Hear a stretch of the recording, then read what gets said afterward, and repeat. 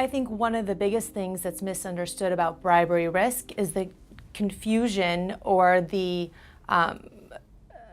alignment that people have with anti-bribery and corruption compliance programs and anti-money laundering programs.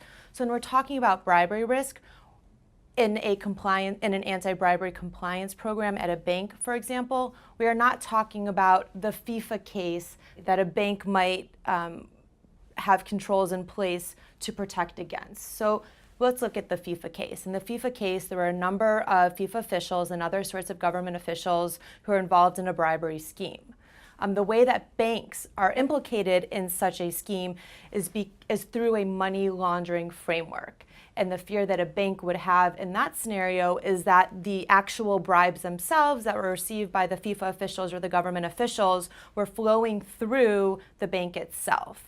So that's a bribery risk, which is actually a money laundering risk where the underlying unlawful activity is bribery.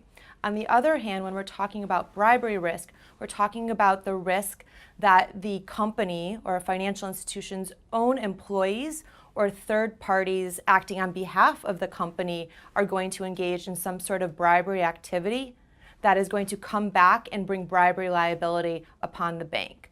So in terms of looking at one of the biggest misconceptions of what bribery risk is, I think it gets conflated with money laundering risk often, and so that's a distinction to keep in mind.